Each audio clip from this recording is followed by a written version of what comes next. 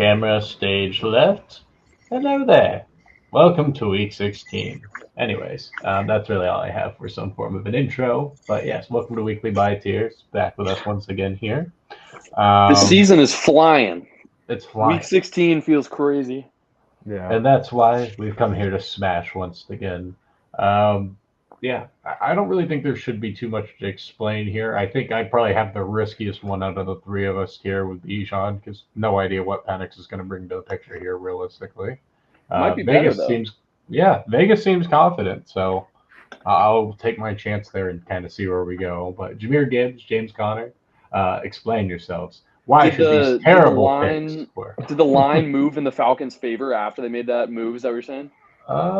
No, it's just more of like total points for Gotcha. the week. I was expecting it to let's see where it came down from, because I know it came down. I'll let you guys cook here and then we'll revisit. Yeah. Jameer, pretty self-explanatory. He's found himself as a top 6 fantasy back, even with David Montgomery sharing his carries and splitting his touches. Now, obviously, you'll still have some depth running backs coming in and getting some carries away from Jameer, but you're going to see him as the far and away workhorse lead back. He will catch passes. Last week we saw he had a pretty underwhelming performance for 3 quarters, and then he put up 20 in the 4th quarter. So he's capable of kind of breaking out at any point, and he can do it on the ground as well. So this should be a week where you see Jameer early and often. I like it. Yep, this is just like I feel like a smash spot for James Conner against the Panthers, who just straight up can't stop the run. Since week 12, they've allowed the most rushing yards per game, a couple rushing touchdowns, 6 yards per carry. It's just looked abysmal on that side of the ball when it comes to the run. So I think Connor's probably going to steamroll him here. Connor is 13th in rushing yards per game here. He gets a ton of carries. 23rd in yards per carry. Like, I just think they're going to run it through him here. It seems like a simple spot. I like it. Yeah, I mean, that should work. And for what it's worth, the line really did not move at all. So in theory, Penix could just be just as good, if not better. So we will see. Maybe Viagra will sponsor him. On to the next one, the receivers. I'm just taking the reincarnate of Julio. Maybe one of these weeks we'll get that super nuke week out of him. Perhaps it'll be this one. But Jamar Chase, Malik Neighbors, why should we be excited about them? Yeah, Nico should have had that week last week. He scored twice, but just the production outside of that wasn't great. Jamar, obviously, has just been unreal all season. This feels like the week when the fantasy managers who have held on to Jamar, and there's some crazy stat where if you have Jamar or Saquon or something, you're alive in like 50% of leagues, something like that. Yeah, 85%. Advanced. So if you have Jamar this week, this feels like a spot that you're super excited about going up against the Browns secondary that is not super capable. This game also just feels like there could be a ton of points. This feels like a spot where the Browns put up some points. I wish this was a Jameis game because it feels like you'd get some more back and forth of chaos and things. Like Jameis feels like he's more capable of putting up 30 points than DTR is, but we'll see how that goes. But this feels like a spot where the Bengals are going to have to put up points. Secondary is not great, and Jamar is going to be that primary target that we've seen so often this season. Yeah, we've got a good spot for Neighbors here against the Falcons, who allowed the 4th most fantasy points to wideouts. Another plus is we obviously have no Daniel Jones behind center. Last week, he put up 24 fantasy points, 10 catches, 14 targets, and a touchdown. I think kind of regardless of who we're going to see under center this weekend, Neighbors is destined to see a heavy volume. I think he's going to get a bunch of targets. Should be a big week for him against a bad pass defense. Tim Boyle was kind of cooking with him. He was just locked on throwing into Neighbors pretty much every play. Yeah, dude. Still a very interesting person to have an NFL career. I will not lie. Big time. But that's beside the point. On to the tight ends. I actually was kind of like looking through this because I was like, all right, what are the interesting? Because Trey McBride seems to be like the theoretical easy click button this week because Kyler wants to get him a touchdown. So I was like, who outside of Trey could be good? I like George Kittle a lot this week. They're playing away. There's really no one else in that offense besides him and Juwan Jennings because Debo decided to take Thanksgiving to another level. And yeah, this is just where he's at. But Brocky Poo, I think, is Aiden O'Connell going to be back? Is that why we Yeah, should that's be kind of excited? the line of thinking I'm going with. He's supposed to be. I mean, there's obviously room for change in these next few days, but as of now, it's looking like AOC will be back there, and he has been much better with Bowers than the other group of quarterbacks That's he's had. I huge. think Bowers has had like 70% of his yards or something in just like the 4 or 5 games he's played with O'Connell. So this feels like a situation where he'll get involved a lot more than he did in that Monday Night Football game. He was pretty out of the offense. I mean, there were some deep targets, but none of any significance really. So yeah, I think they kind of established that connection early here, and I think there's also they don't really have anything to play for. So at this point, you're just kind of trying to get Brock to a number where he's significantly ahead of the other rookie tight ends from the past. So you're kind of just trying to stat pad and help out your young star a little bit. So that feels like what we'll see against a defense that's not been great against tight ends. Yeah, I would have gone with McBride. I kind of thought, Wells, you were going to go with your classic this week, so I decided not to. But I think McBride's also in a smash spot for sure. Hopefully he gets his first touchdown. But Hawk, I just feel like we've been waiting for that right week from him. Like one of us has probably had Hawk like the last 3 weeks, I think, in our tight end thing. And I feel like he's just due. Like they're going against a pretty lackluster Seahawks secondary. I know they're bottom half in the league in terms of yards allowed to tight ends, and Hawk when he's in his good form, he is top 3 tight ends in the league, probably just skill wise. So I think this is as decent a game as any for him to kind of maybe have like that a game similar to that 114-yard game he had against the Bears. I'm just hoping he gets a little bit more looks than normal. He got 5 receptions last game, and then 4 and 3 the ones before. So he's been getting more looks. I'd say a decent week for him to have regress to the mean for Hawk type week. I like it. I think it's wise as well. One of these days, Hawkinson is going to go crazy. Yeah. And I think with you with the purple on your face, it's a sign. It's a sign. That's what I'm saying, bro. All right, now to the next standard. The running backs. I don't know why the hell I put him here of all places, but Kamani Vidal, I guess, is the guy I thought this was a good one to take a stand on. 65% snap share last week. Overall, I think there is some sort of value with that. Perhaps he gets more involved. That's kind of the thesis. Because I was trying to look through the running backs, is what it was, and there was nobody else. Like, it's either you're deciding between Chase Brown or you're picking through the weeds here. Because I also don't think there's anything on the Jets you can really use for value anymore. But with that said, why should we like Big Bucky here and Jerome Ford? This also this might be the first week of the season you can add Kamani to Sparks too, which is kind of interesting. Yeah, I think it is. Yeah, I put him in my kind of thing for today. I was like, all right, how do we actually start getting people to do this 10 to 10K? So I put one on TikTok, and I was like, I like the Marvin Mims play because he gets correlation with Bo Nix. I think that'll work. And then Kamani Vidal and Audric Estime today. I think if you put those two together in a spark, that's not a guaranteed double, but like you're getting 2 running backs with basically just complete uncertainty. Mm-hmm. I imagine they get to 15 for you. But rant aside, Bucky and Jerome, why should we be excited? Yeah, Bucky feels like he's just finally back from injury. He didn't really log practices for the last like 3 weeks or so. And then we saw last weekend he was able to take 22 carries and kind of take most of the workload. We obviously saw Rashad score touchdown, which I think brought him to around 11 or 12 fantasy points. So that kind of padded his stats for sure. But Bucky had over 110 on the ground, did not score, which kind of hampered his production. I think he only finished around that like 11-point mark. I don't think he caught any passes, if I'm correct.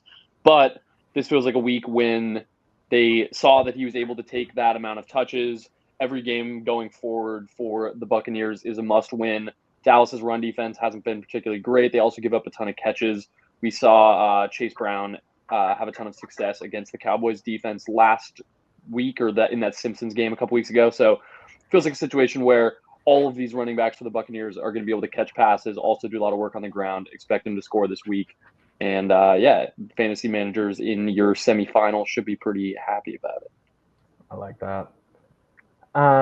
Jerome Ford, I feel like this is a great spot for him this week. Nick Chubb is obviously out. So it's going to be all Jerome Ford probably as it was before Chubb came back into the fold briefly. The Bengals aren't exactly the worst run defense in the world. They aren't the best. I think they're pretty much exactly middling. And I don't really know what else the Browns are going to do here. DTR has 1 touchdown on 7 interceptions, 51% career completion percentage. He's just terrible. So I think dude, they're just going to run it through Jerome Ford all day. I will say one thing I am curious about, because I'm like, they're clearly going to the tank portion. That's why you move off of Jameis as well. Like, you've completely given up because he gives the team some form of life. Yeah. Jamari Thrash, does he come to life finally? if DTR can get one through. Well, that's the thing here is like, do you really want to throw Jerry Jeudy and them out that much anymore? Like, do you really need to? Like, I don't know. I think for his sake, like they took a shot on him, and he's had a career year. Like they kind of want to get him up over 1,000. I think he's pretty close. Or he might already be there. I think they'll let him get that. Yeah. Mm-hmm. But it's just like, I don't know. I wouldn't be surprised if we see like a lot of Michael Woods and Jamari Thrash as the season closes out because DTR sucks. I don't mind that call. All right, receivers. I'm following Grant's theme here. I saw I put Brock Bowers out, so I was like, oh, that probably means Aiden O'Connell's back. So I'm going to be taking Jacoby Myers here. Same kind of theory. Guy can actually deliver the ball. We like that. JSN and Calvin Austin, what should we be expecting them to cook this week?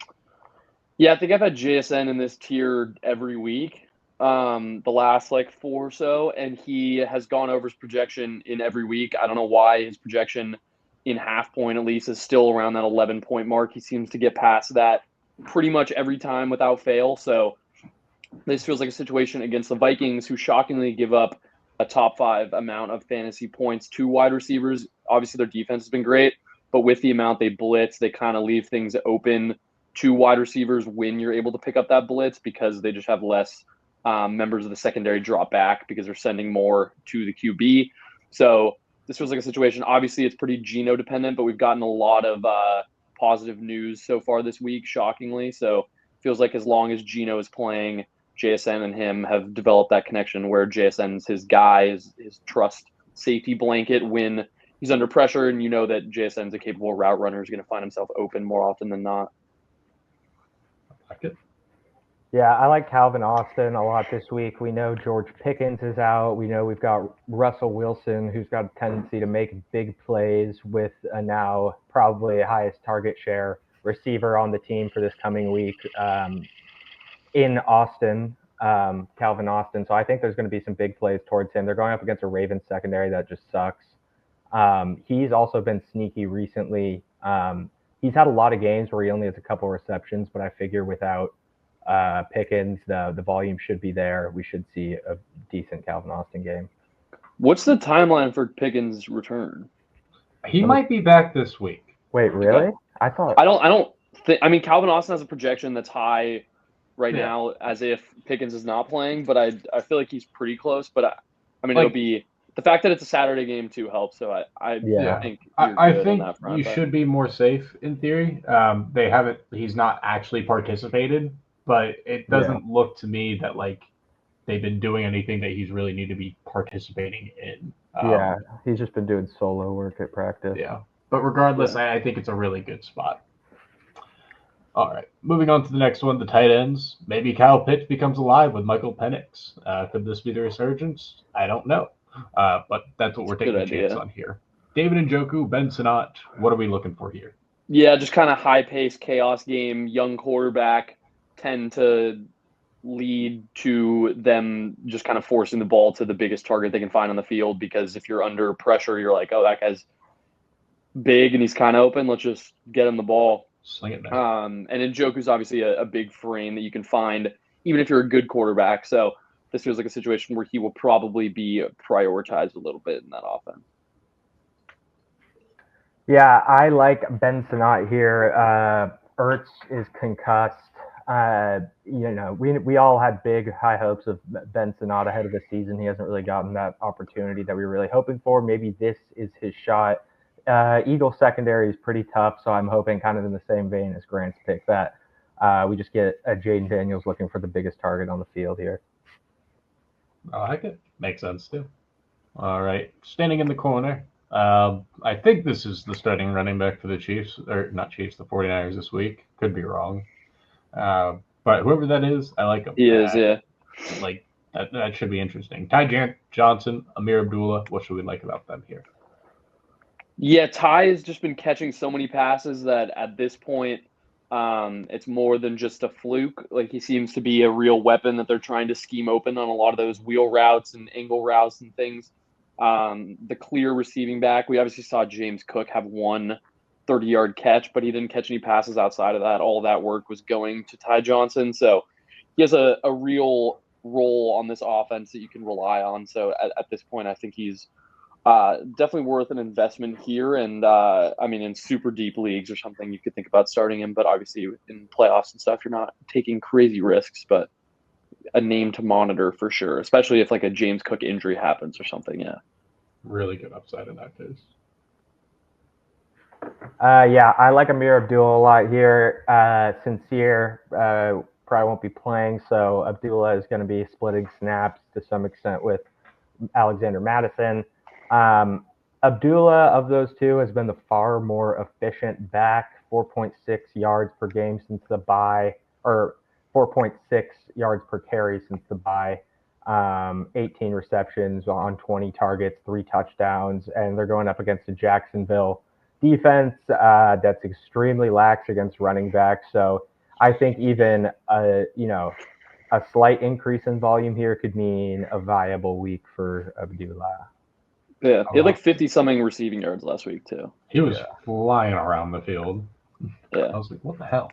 But yeah, on the next category, the receivers. So basically, what has come to die in terms of Tank Dell is what I am touting. Yeah, he's out there. He's doing things. If it's not Nico, maybe it's Dell. So that's what I'm rolling with today. Not really anything too crazy. Rome Odunze, Jalen Coker. Why should we be excited there? Yeah, Rome going up against the Lions. Their whole secondary is pretty banged up. The whole defense is banged up in general. And this just feels like a game where the Bears could put up a decent amount of points. And in those type of situations, Rome has been the guy usually that has succeeded when the offense is humming. His production is up. So he's pretty game script reliant and Caleb Williams reliant, obviously. And this just feels like a situation where you could see the Bears put up even like 30 points in a get right spot against a defense that is super banged up and with a team in the Lions that is pretty much just trying to outscore their opponents and survive for the next few weeks while they get some of the guys back. So, yeah, I just like the young guy. Also, second half breakout for rookies and stuff is usually a thing, and we haven't seen that a ton. It feels like a spot where him and Caleb can kind of get on the same page for the last few weeks and go into the offseason on good terms and stuff. So, or so we hope. We hope. Yeah, I got Jalen Coker in my sort of bottom tier spot here, mostly because it's not like the most desirable matchup in the world, going up against a pretty solid secondary, but Coker has just looked really good. I mean, he returned in week 15 since being out with an injury, and in his first game back saw 21.4% target share. 110 receiving yards and a touchdown. In those last 4 games, he's got, I think, 3 touchdowns. So Coker is really just seeing a lot of targets. I think over those 4 games that I mentioned, he has about a 20% target share and 13 receptions. So I like him to keep getting looks this week. I like it. I like it a lot. All right. On to the final category, the tight ends, the man, the myth, the legend, Greg Dulcich. He was on the field last week. Didn't do anything, though. So, just a dart. That's all I got. Boston Moreau, Jordan Akins. Why should we be excited there? We saw Moreau get like 5 targets on the drives when Rattler was out there in the second half of last week's game. So it just feels like there's some sort of connection there, and his projection numbers are still not super high or significant. So it feels like you can get Moreau with some value here, just kind of based on the way he was being received targets towards the end of that game. He obviously caught the touchdown on that last drive when they were going in for 2 to potentially win that game. But I like the spot for sure with a quarterback that seems to trust Moreau. Yeah, I like Jordan Akins here. We know Njoku is sort of nursing that hamstring injury. I mean, he could return this week. He didn't practice at all leading up to week 15. I think there's a good chance, especially considering the Browns might be in tank mode, that this injury is around, or they just let him sort of nurse it on the side for a bit. Meaning we'd see, in theory, more looks for Jordan Akins, in which case you can kind of just apply Grant's logic within Njoku onto Akins. So Yeah. decent spot here. I like it. All right. Well, I think that's all we have for tiers for you this week. Well, not tiers. Your week. I guess however you want to categorize this. But yeah, invest Kind of accordingly. both tiers. I'll say they're both kind of tiers. But yeah, invest accordingly. And yeah, hopefully we'll see you next time. Talk to you later. Peace. Peace. Peace.